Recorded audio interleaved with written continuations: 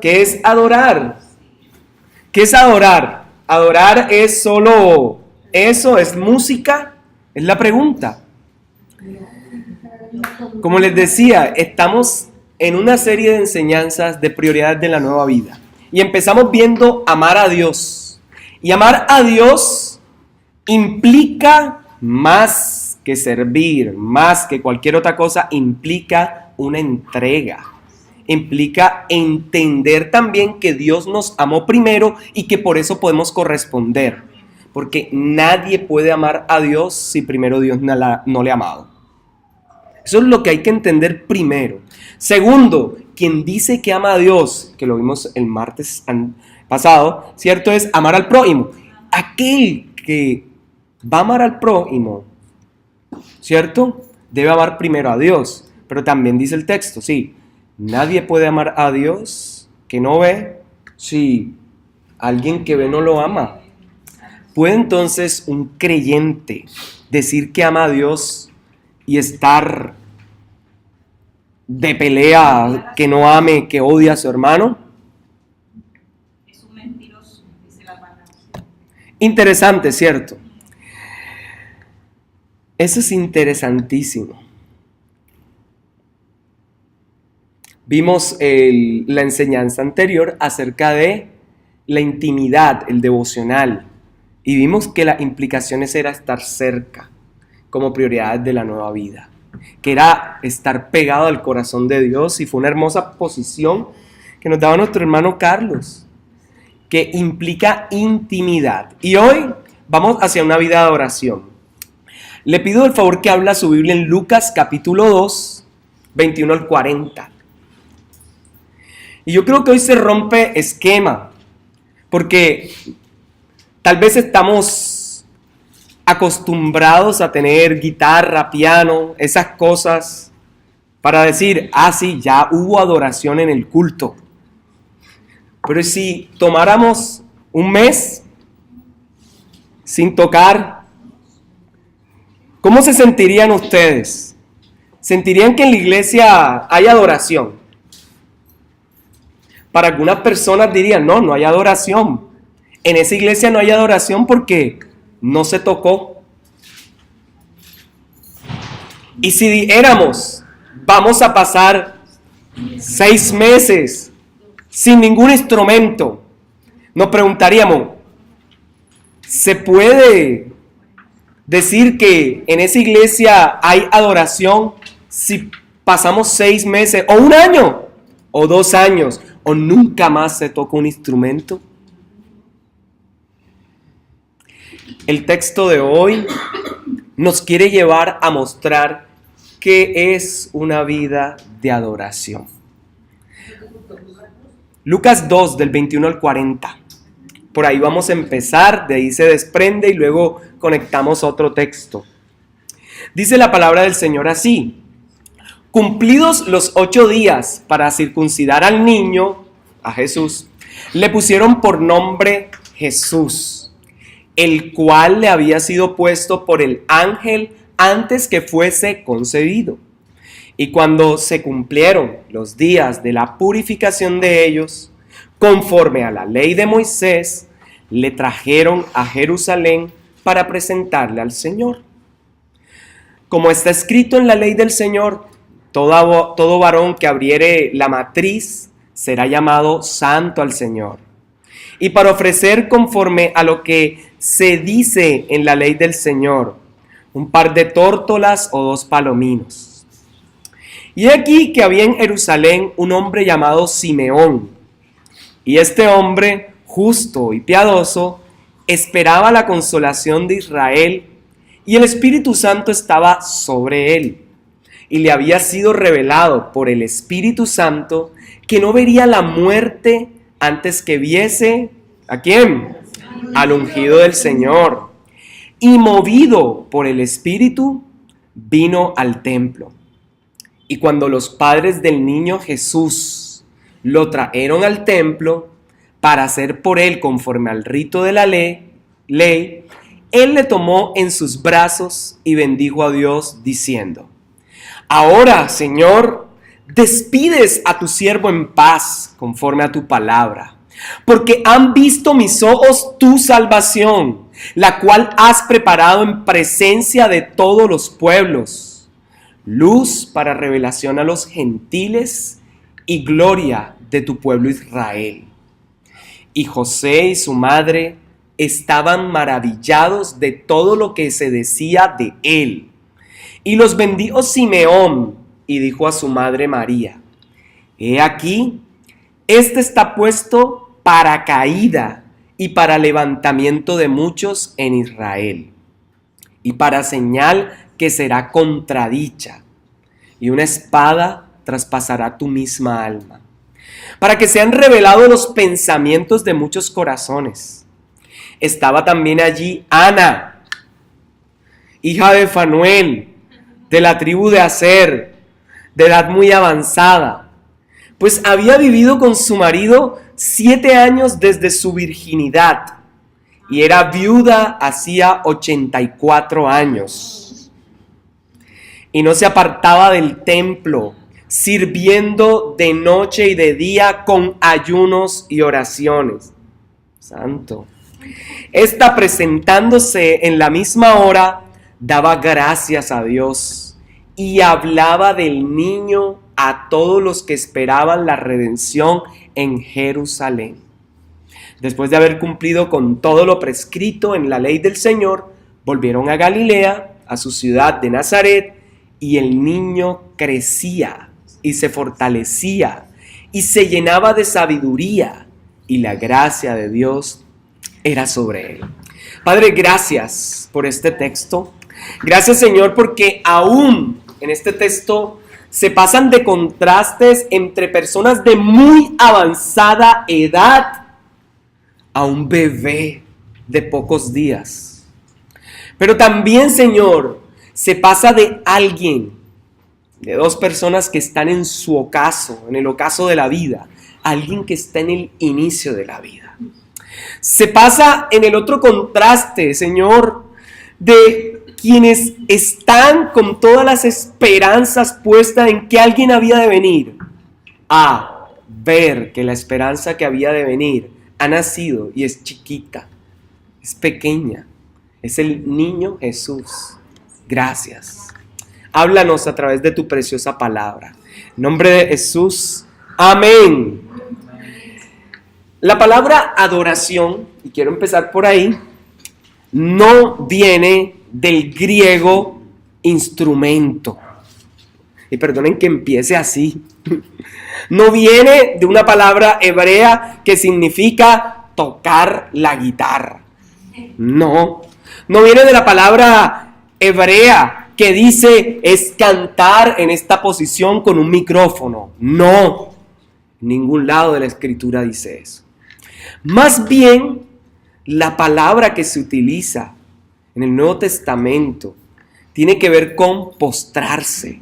Y la palabra que se utiliza en la Biblia es tirarse de rodillas, postrarse de tal forma, más que de rodillas, tirarse así, acostarse. Hoy, para los cristianos, la palabra adoración tiene que ver con la música, tiene que ver con los cantos y tiene que ver con la buena ejecución en el culto de la música. Y creo que, hermanos, eso ha ido degenerando un poco el concepto de lo que significa adorar. Porque a la luz de la palabra adorar siempre fue desde el inicio entregar la vida completa para que como perfume sea de los que agradan a Dios. De eso viene la palabra adorar. Y esa es la tesis central que quiero plantearles hoy. Que adorar no es tocar un instrumento o cantar una canción. La adoración es entregar la vida de tal forma que la vida sea el instrumento que se ejecuta para que Dios se alegre, para que Dios cante. Y a través de este texto quiero mostrarlo con 3 partes. Los primeros versículos, donde se nota lo que tiene que ver con la ley, donde hay un cumplimiento de la ley por parte de los padres de Jesús.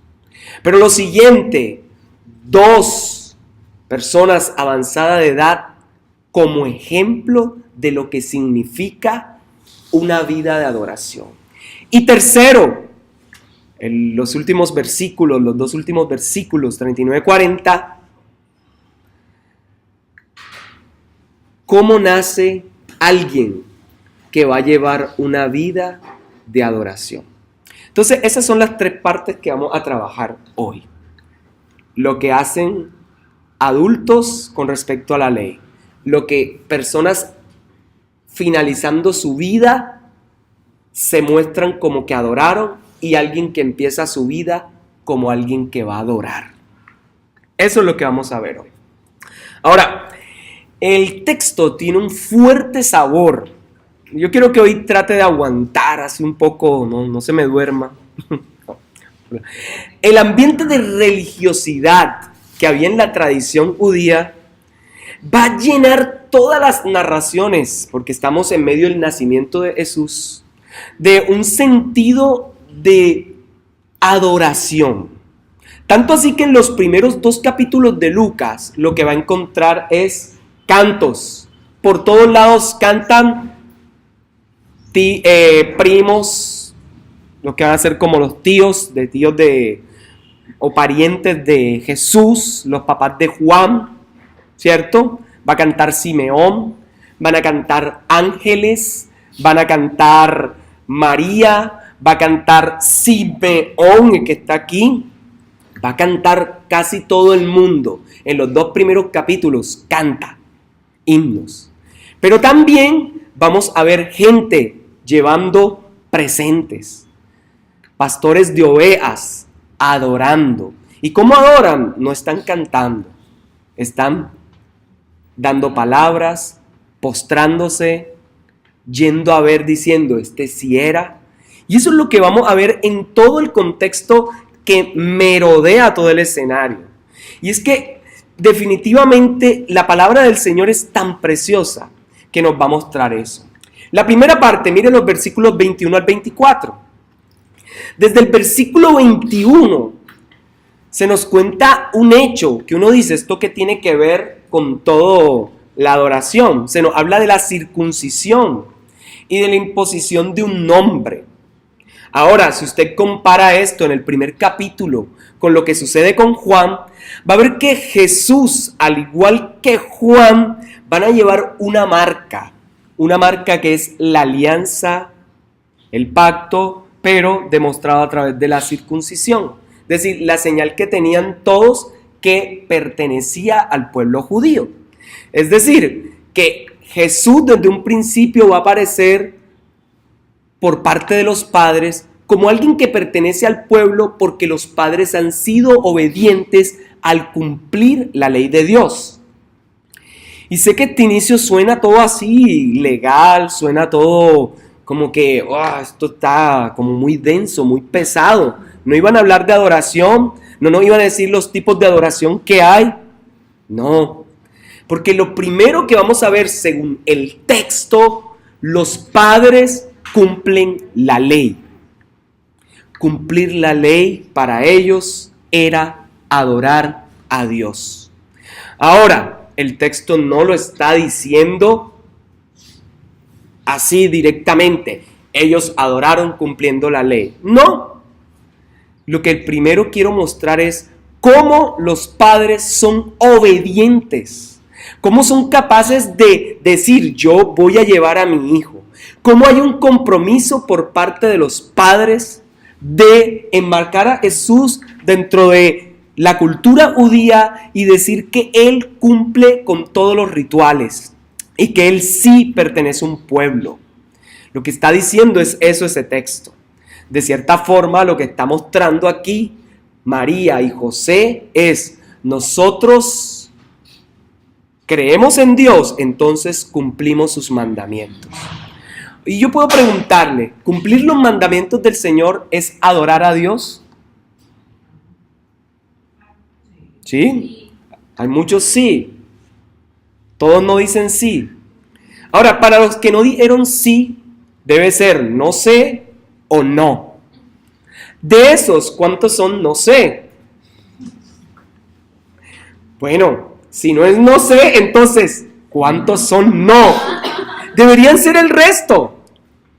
Pero es interesante que tácitamente el compromiso de estos padres va a mostrar que ellos tienen un respeto por Dios, que ellos están sometiéndose a lo que Él dice. Someterse al Señor, vivir conforme Él quiere, es adorarle. No se preocupen que vamos a ver un texto súper claro más adelante, pero empiezo por este que se ve todo así. Entonces, a mí me parece interesante que los padres empiezan, número 1, cumpliendo los rituales judíos. Segundo, aparece ahí algo y es el nombre. ¿Creen que el nombre de Jesús es casual? ¿Fue por casualidad que se le colocó Jesús? No. Ahora, si no es casual, entonces ¿por qué le colocaron Jesús? El mismo texto responde. Un ángel, claro. Bien dicho por ustedes. Entonces aquí también hay un sometimiento. Se apareció un ángel del Señor y digo, se llamará Jesús y se lo colocan. ¿Quién aquí, si se le aparece un ángel del Señor y sabe que su esposa o usted la esposa y está esperando el bebé y el ángel le dice, no, se va a llamar Nicanor, ¿usted se lo pondría? ¿Se lo pondría usted? Si es de parte de Dios. ¿Ah? Si le dice, no, se va a llamar Proscuneos. ¿Qué será Proscuneos? Averígüenlo. Tiene mucho que ver con el tema de hoy, pero no se lo voy a decir. Proscuneos. Entonces, para mí es muy interesante que los padres escuchan que ha de ponerle ese nombre y se lo colocan. Ahora, Jesús también era un nombre bastante común en esa época. Jesús significa ¿qué? ¿El qué? Hermanos, ¿qué significa Jesús? Muchos son creyentes por 100 años aquí. El Salvador, el que salva. Ese es Jesús, ¿cierto? Ahora, ¿qué significa Cristo? ¿Qué significa Cristo? El Señor, ¿cierto? Cierto, hay varias interpretaciones a través de la Biblia. Empieza desde el prometido, el ungido, el Mesías, ¿cierto? Hasta el Señor en el Nuevo Testamento. Porque definir la palabra Cristo con un solo testamento es complejo. Porque esa palabra fue desarrollándose desde el Antiguo y fue cambiando un poquito, variando su significado hasta terminar con el último, como si fuera el nombre del Señor, el Señor. ¿Ok? Que no se preocupen, ahí vamos. Entonces, a mí me parece que no es casual que el nombre Jesús se haya colocado. Aquí muestra obediencia. Y eso va a ser un énfasis en el relato, porque va a decir que no cae el texto sobre los rituales, sobre la circuncisión y todo, sino que el texto quiere recaer con todo su peso en su nombre, que es el Salvador. Ahora, ese nombre se estaba esperando con ansias desde el Antiguo Testamento, que viniera un Salvador. Te hago una pregunta, ¿has esperado un Salvador alguna vez? ¿Has estado en tormentas alguna vez esperando que se calme todo?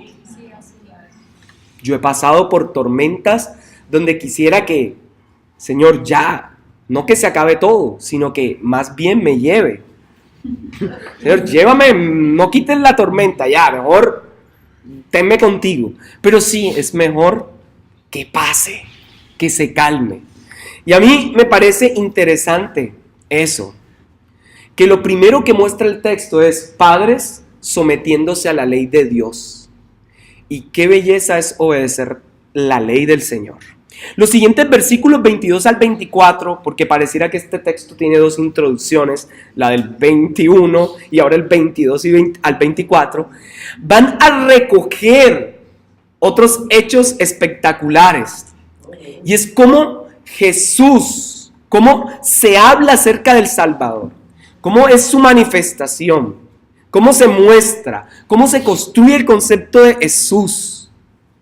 Y lo primero es una purificación después del parto, versículos 22 hasta el 24. En la parte del 22, la segunda parte del 22 y el 23, aparece el rescate, ¿cierto? Del primogénito al mes de nacimiento. No me voy a detener en todos esos rituales. Pero lo que sí quiero mostrar es un paralelo que pareciera ser que esta historia de Jesús es como la historia que se muestra con Samuel, donde hay una mujer que no había podido tener hijos, empieza a llorar, está ahí metida con el Señor clamando, el sacerdote dice, estás borracha, mujer, sal, digiere tu vino, deja que te pase, ¿cierto? Claro, ¿cierto? Otra más, ¿cierto? Y en medio de todo eso, la mujer un día va a entregar a su hijo al templo, lo va a presentar y de ahí en adelante pareciera que esa costumbre se quedó, porque ella presentó a su hijo ahora a todos. ¿Se acuerdan que la sobrina de nuestros hermanos Carlos y Vanessa se presentó? Bueno, nosotros no tomamos esa costumbre de ahí. Lo hacemos porque deseamos mostrar, decir, Señor, la responsabilidad es esta de los padres, pero queremos presentar. Pero los judíos sí toman esa costumbre desde allí. Entonces, para mí es interesante que eso se transformó en una costumbre como de adoración. Pareciera ser que las personas desde el Antiguo Testamento y algunas del Nuevo toman la decisión de entregarse completamente al Señor cuando le conocen. Y yo te hago una pregunta. ¿Tu corazón y tu vida se han entregado sin reservas al Señor? Amén. Bien. Ahora otra pregunta. Si has entregado tu vida al Señor, si has dado tu vida a Él, y la adoración significa entregar, postrarse, tu vida de entrega al Señor es adoración para Él. En todo sentido es adoración para Él. Bien, es una buena pregunta. Y esta pregunta no es para hacérnoslas una vez en la vida. Es para cada instante de nuestra vida cuestionarnos si nos estamos entregando y si la respuesta es sí, comparar lo que decimos con lo que vivimos. Porque es muy fácil engañarnos a nosotros mismos. Porque es muy fácil decir yo adoro, es muy fácil cantar en un culto, levantar las manos, ahora cito aquí lo que leía Karen en Timoteo, levantar las manos aparentemente sin iras ni contiendas y amándonos de corazón, cuando en realidad nuestras manos están llenas de rabia, de ira, están llenas de contienda y estamos odiando a los demás. Creo que es un buen tiempo para pensar. Entonces, a mí me parece interesante que el texto de los versículos 21 al 24 nos muestran padres sujetos a la ley y un niño pequeño lo están sujetando a la ley. Este texto nos está mostrando la importancia de la ley para los padres y que debía cumplirse. Implícitamente están diciendo, te adoramos Dios a través del cumplimiento de la ley. Pero no se preocupen que no nos vamos a quedar solo en la ley. La segunda parte, versículos 25 al 38. Vamos a ver cómo dos personas en el ocaso de su vida, ya para finalizar su existencia, han guardado todo su ser con una esperanza. Y la primera forma es a través de un personaje, Simeón. Sí, ¿y cómo dice ahí? ¿Qué características tiene Simeón? Justo y piadoso. Justo y piadoso. Pregunta, ¿el texto en algún lado dice que él era levita, cantor de Asaf, salmista o algo? No, por ningún lado se nos muestra a ese hombre como un cantante o como alguien que ejecuta algún instrumento. Pero ¿qué más nos dice el texto? Que es como un anciano, ¿cierto? Que es un hombre que ha esperado toda su vida, ¿qué cosa? La consolación. ¿Y qué es consolación de Israel? Que alguien le diera palmaditas, que alguien le diera, ya, pobrecito. Eso, que llegara el Salvador prometido, porque ya estaban cansados de andar sin ese Salvador, sin ese Mesías, porque ya era suficiente, ya basta el tiempo de andar sin el Rey prometido. Para mí es grandioso esto, que un hombre finalizando sus años no se haya rendido en esperar la primera venida del Salvador. Y esto pone también en perspectiva algo. Estás esperando, ya sabemos que vino en su primera vez y vino para salvarnos, pero ¿anhelas tú su segunda venida? G.G. Ávila, uno de los grandes evangelistas, luego televangelista, ¿sí?, del siglo pasado. Ese hombre, hasta el último de sus días, aseguró: yo no moriré hasta ver la segunda venida de Cristo. Tal vez algunos en el sentido literal dirían: no, ese man era un falso profeta porque estaba esperando.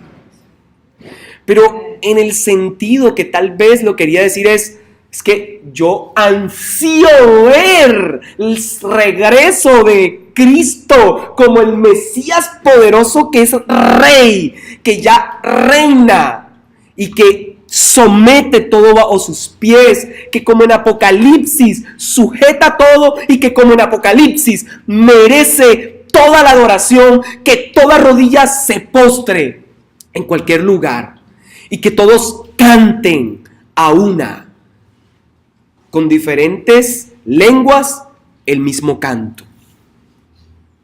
Pregunta, así como Simeón esperaba ver la consolación de Israel, ¿esperas tú la segunda venida del Señor? ¿O ya no te acuerdas de eso?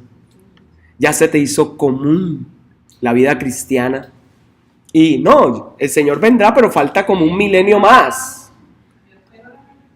Yo espero que venga pronto. Espero que venga pronto y que nos levante, que nos reunamos con Él. Pero para mí es interesante esto. Este hombre pareciera que tipificara en Samuel a Elí. Alguien que estaba esperando tal vez ver un cambio en el pueblo de Israel. Porque recordemos, Elí fue el que cuidó al hijo de Ana. ¿A quién? A Samuel. Y con Samuel hay un cambio entre los jueces a los reyes. Ahora, aquí está pasando algo extraordinario. La ley que ha estado vigente por tantos tiempos y que ellos mismos han dicho que no ha estado presente Dios visitando a su pueblo. Ahora viene un cambio y hay un hombre que de repente el Espíritu de Dios está sobre él. Y yo te pregunto, bueno, yo me imagino que acá hay muchos conocedores y lo hemos hablado.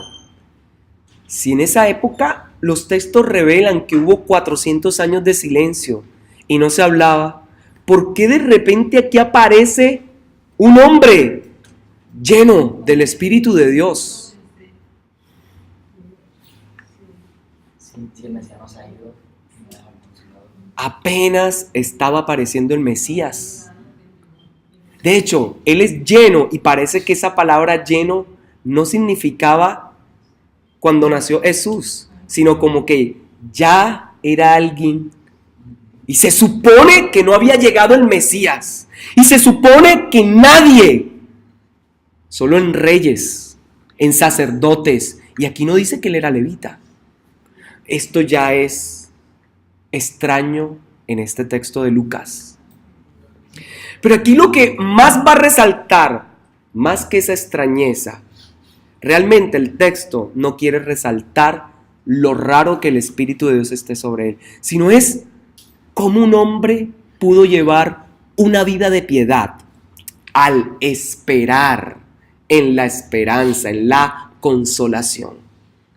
Porque pareciera ser que para él esperar al Mesías le producía una vida consagrada, una vida que le llevaba a adorar a Dios, a postrarse. Te pregunto, ¿el saber que el Mesías ya está en esta tierra te lleva a una vida de esperanza en Él? ¿El saber que el Mesías ya vino te lleva a postrarte ante Él? Esto es interesante. Y esto a mí me pone a pensar. Me pone a pensar porque esto es interesante. Pero esto también me recuerda a alguien más en el capítulo anterior de Lucas. A Zacarías, que era el padre de Juan. Pero el padre de Juan sí era de oficio sacerdotal. Ahora, sobre él también estuvo el Espíritu de Dios. Mire el texto, ahí lo dice. Ahí lo dice. ¿Cierto? Y es interesante que Zacarías queda, ¿cómo queda? ¿Mudo? Queda mudo. Pero este hombre aquí siempre está hablando. Ahora, Zacarías va a cantar por la grandeza de Dios. Y este hombre, Simeón, también va a cantar por la grandeza de Dios. Entonces, para mí esto es interesante. Hay una doble proclamación y hay una profecía. Y para mí es interesante esto, cómo él canta. Y bueno, si ustedes miran, por ahí tiene un nombre en latín, el nombre de ese canto que él hace. Pero a mí me parece interesante es cómo su canto involucra la salvación y la esperanza. Y cómo es el reflejo de alguien que se ha dedicado a entregar su vida completamente a la esperanza de la consolación. Si a ti esperar en Jesús, permanecer en Él, no te está produciendo nada, es porque tal vez no tengas a Jesús. Perdonen que lo diga así. Pero si tal vez, si nuestras vidas no se han rendido a Él, es porque tal vez no nos hemos rendido a Él. Porque tal vez no le hemos conocido y tal vez nos hemos acercado a Él religiosamente o intelectualmente. Porque se puede heredar una religión. La religión de mi papá, la religión de mi mamá. Y se puede levantar las manos con la religión de mi mamá y la religión de mi papá. Pero nunca haber tenido un encuentro con Dios. Pero también está el otro lado. Por mero conocimiento intelectual. Sí, Dios existe, lo sé, por la escritura me lo muestra, por la ciencia sé que es imposible que todo coordine de esta forma, que los planetas no se choquen. Debe existir un Dios. Pero tampoco intelectualmente Es la forma como vas a disfrutar de una relación con Dios. Entonces aquí lo interesante es alguien que su vida la ha dedicado y que lo conoce y por eso sabía y tenía la promesa de no conocer muerte hasta que viera venir al Mesías. Y aquí es otro punto especial. Cuando Dios te promete algo, ¿crees que no se va a cumplir en esta vida? ¿Ah? ¿A cuántos Dios le ha prometido algo? A mí me ha prometido muchas cosas. De hecho, hay muchas por las cuales he orado y después he dicho, bueno, voy a seguir sirviendo al Señor. La he a un stand-by y Dios me la ha concedido, deleitándome en Él. Así de sencillo. Y tengo mucho que contarles. Pero para mí esto es interesante. El Señor consuela, hermanos. El Señor consuela. Es el mensaje que trae este. Veo la consolación. Pero lo que más me llama la atención es un hombre que dedicó su vida. Y digo, ahora sí puedo morir en paz. Porque mis ojos lo han visto. Porque he cargado la salvación. Hermanos, hoy no tenemos la salvación en forma de bebé. No sé, a no ser que alguien esté esperando un bebé ahí que sea su salvación. No creo. Pero hermanos, hoy la salvación no viene con pañales. Hoy la salvación viene a nosotros a través del amor expresado en sacrificio. A través del Mesías que sí nació y fue Cristo. Y es hoy Cristo y será siempre Cristo. Y Él está aquí, al igual que como Simeón esperó, está para darte esperanza. Está para hacer consolación a tu vida. Está para consolarte. ¿Quieres recibir ese consuelo? Es la pregunta que te hago. ¿Quieres recibirlo? Pero en medio del consuelo, en medio de la canción preciosa, a veces las canciones lindas vienen con algunas estrofa o alguna porción que es un poco dolorosa. Y aquí es esta. La voy a leer. Mire, 34, la mitad del 34 hasta la primera mitad del 35. Y es que pareciera ser que a María se le da una promesa bien extraña. Es que va a traspasar una espada o va a pasar algo, ¿cierto? Y esto es muy extraño. Jesús no vino a traer paz. Jesús vino a traer paz. Pues sí, la que sobrepasa todo entendimiento. Pero también vino a traer división. Y es una tensión que uno dice, no entiendo, ¿cómo así? Si viniste a traer paz, ¿por qué traes guerra? ¿Ah? Explícame eso. Y para mí, creo que esto pareciera que sigue en la misma analogía, pero como la de Ana, en primer libro de Samuel, los capítulos 1 al 2. Pareciera que María, así como Ana, tenía un llanto porque no tenía hijo, pero luego tuvo que llorar por entregar a su hijo, María se le está diciendo que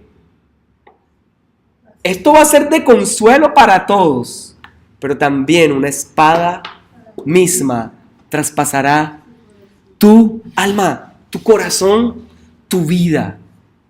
Es decir, sí, va a ser muy bueno, pero ¿a qué madre no se le parte el corazón ver a su hijo sufrir? ¿Ah? Y en la propia cruz. Entonces, esto es interesante. La mujer que dijo, he aquí la sierva del Señor, hágase conmigo conforme a tu voluntad. La mujer que canta, una jovencita, ahora Después que le han dicho bienaventurada, le han dicho de todo, ahora le dice, es que, sí, bienaventurada, pero Él que va a ser de paz y que también va a producir en ti el dolor como si alguien colocara una espada y te la traspasara. ¿Y qué madre aquí está dispuesta a sufrir ese dolor? Yo creo que ninguna madre quiere sufrir ese dolor. Ninguna. A no ser que, no sé qué clase de madre. Pero esto es lo interesante del texto. Y el tono que tiene es sombrío. Porque el niño va a dividir a Israel. Por eso en Lucas 12 han leído cuando dice, ¿pensáis que he venido a traer paz a esta tierra? ¿Sí lo han leído? Y esto es raro. Os aseguro que no, sino división. De ahora en adelante en una familia de 5 estará dividida. 3, ¿cierto? Contra 2, 2 contra 3. Padre contra el hijo, e hijo contra el padre, madre contra hija, contra la madre, la suegra contra su nuera y la nuera contra su suegra. Pero por causa del evangelio, si hay una división por otra cosa, eso es mera carne. Vale la pena aclarar. Y eso me parece interesante en este texto. Ahora, Jesús es marcado desde su infancia para decir, este niño será la ruina para el Israel como lo conocemos, pero será el resurgimiento de Israel como nunca antes lo conocimos. Es decir, Jesús es el punto de la destrucción a la nueva creación. Jesús es el único por el cual personas como usted y como yo, que estábamos muertos, podemos pasar a vida. ¿Te quieres pasar esa esperanza? Entonces, eso para mí es precioso, es preciosísimo. Y por último, quiero ir con la otra persona. ¿Quién es la última persona que aparece ahí? ¿Quién es? ¿Cómo se llama? Ana, ¿cierto? Y es que profetiza. ¿Y qué hace esa mujer? ¿Qué papel cumple? Proclama también la promesa del Señor. Y lo interesante es que al autor pareciera ser que quiere mostrar, así como este hombre fue piadoso, justo, muchos años, se mantuvo en integridad, así también las mujeres son capaces de mantenerse en integridad, y a esta se nos muestra casi su edad. 7 años duró casada, ¿cierto? Y 84 viuda. Pero no sabemos a qué edad se casó, pero dice desde su virginidad. Ahora sumemos 84. Más, empecemos por los 7 de los que estuvo casada. 84 y 7. ¿Cuánto da 84 más 7? 91. Ahora, si se casó a los 12, a los 15, pongámoslo que a los 15. 91 más 15, 106. Pareciera que lo que nos quiere comentar aquí es, aún a los 100 y pico de años que tenga, sigo adorando a Dios. Sigo orando, sigo ayunando.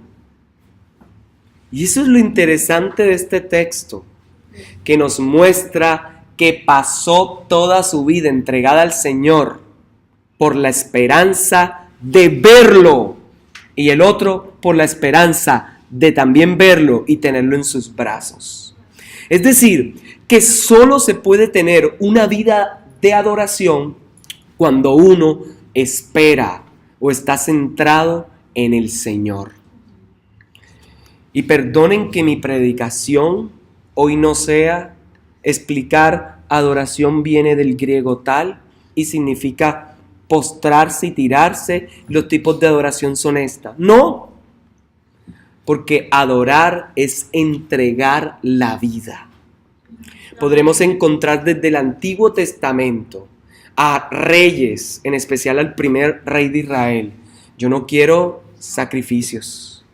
Yo no quiero que degolles todos esos bueyes. No me interesa que canten todos los músicos. Me interesa obediencia.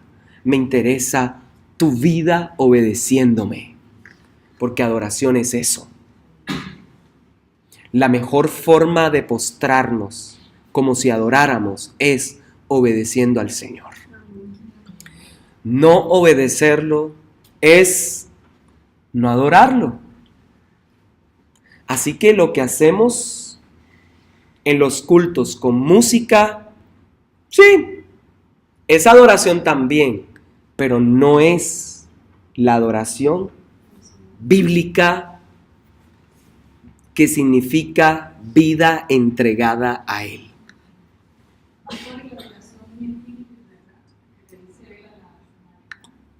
Esa es que iban a conocer que en Él solo podían vivir, que solo en poder iban a poder ser salvos, que Él era el Mesías, que Él era el nuevo templo, que Él era el motivo para vivir, porque la discusión era, entonces, ¿dónde adoramos allá? Recuerden que el contexto adoración en ese momento lo estaban manejando por hacer sacrificios en un lugar, en esto. Y ellos discutían entre el reino del norte, la capital Samaria, estaba un templo, y en el reino del sur, estaba el templo de Jerusalén, con capital Jerusalén.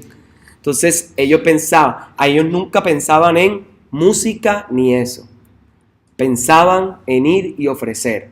Pero a la luz del Antiguo Testamento era la mejor adoración, era obedecer. Esa es la teología. Ahora en el Nuevo es lo mismo. Porque Jesús dice, listo, ustedes me aman, guarden mis mandamientos. Amor se expresa guardando mandamientos. Sí, esto es interesante, porque a veces nuestra construcción de adoración es cantos, danzas. Y sí, adoramos con cantos y danzas, pero no se limita a eso. Se limita a que tu vida sea una danza constante para el Señor. No se limita a un rato. Si tu vida no huele, porque el término que utilizaban, si cogemos el del samaritano, era el olor a Dios le agradaba de la carne, sí, que tenía el gordo ese. Recuerden que el gordo ese del asado con la carne que está al lado del lomo, eso huele sabroso. Bueno, entonces, eso era lo que subía. Entonces, ese olor era rico. Eso en ese contexto.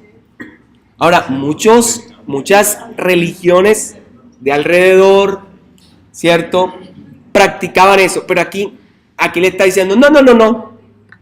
La adoración que yo quiero es que obedezcan. No son los sacrificios. Eso no es la adoración. La adoración, y ahora voy al Nuevo Testamento, la adoración en Romanos 12, 1 al 12 es, así que hermanos, os ruego por las misericordias de Dios, que presentéis vuestros cuerpos como sacrificio vivo, santo, agradable a Dios, que es vuestro culto racional. No os conforméis a este siglo, sino transformaos por medio de la renovación de vuestro entendimiento, para que comprobéis cuál sea la buena voluntad de Dios, agradable y perfecta. En palabras cartageneras, 12, 1 al 2. En palabras cartageneras sería, si hubo un templo en el pasado, donde adoraban y se acercaban, y los sacrificios eran animales para que olieran bien, hoy no hay ningún templo así como el de Israel pasado, porque el sacrificio, Cristo lo fue, pero ahora tu vida cada día se presenta ante el altar, ante su presencia, como si se sacrificara todos los días, para que tu vida sea la que huela rico, sea el olor fragante. Y aquí viene lo bueno. ¿Es nuestra vida hoy olor fragante o hace que el Señor se tape la nariz? Si usted ha ido en un Trascaribe por ciertos lugares, ¿ha sentido los olores típicos de nuestra tierra? ¿Cierto? Y ahora le pregunto, ¿a usted le gusta ese olor? Masoquista que le guste, a ninguno, ¿verdad? Ahora imagínese que Dios está en el Trascaribe y pase por ahí y diga, sabes que tu vida huele así, no me gusta. La Avenida del Lago, así es. Entonces, es interesante que el texto lo que quiere mostrar es eso. Quiero concluir con dos puntos que engloban todo. En primer lugar, 1, ¿cuál es tu motivación para adorar? ¿Cuál es tu motivación? ¿Es tu motivación que Dios te dé algo? ¿O porque ya Dios te dio, no sé, un sombrero, una chaqueta? No es que esté mal dar gracias a Dios por eso, pero si lo único que te motiva son esas cosas que recibes, yo creo que hay que reenfocar y ver más bien que la motivación de nosotros debe ser la misericordia que ha tenido Dios y su gracia a través de su Hijo. Que cuando pecamos podríamos ser consumidos y morir de una y no estamos muertos.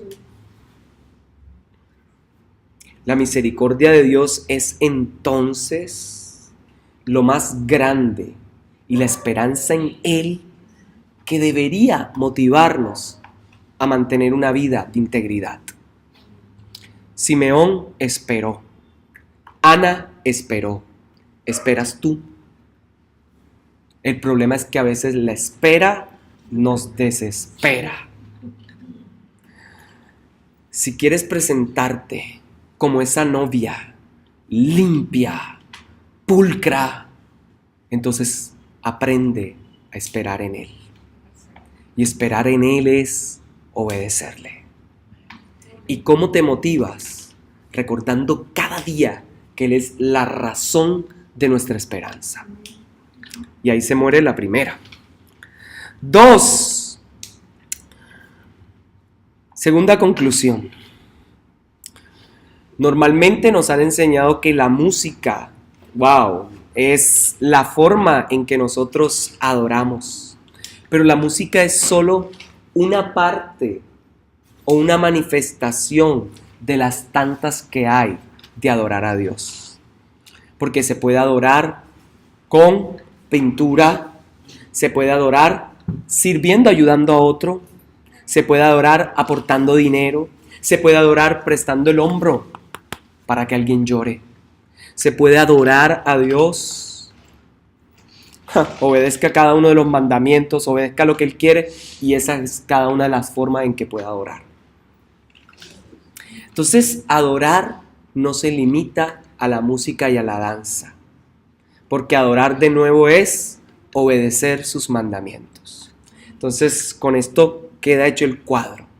La adoración es obedecer, llevar una vida en obediencia al Señor basada en la esperanza de que Él volverá, porque Él ya nos demostró que sí vino salvándonos.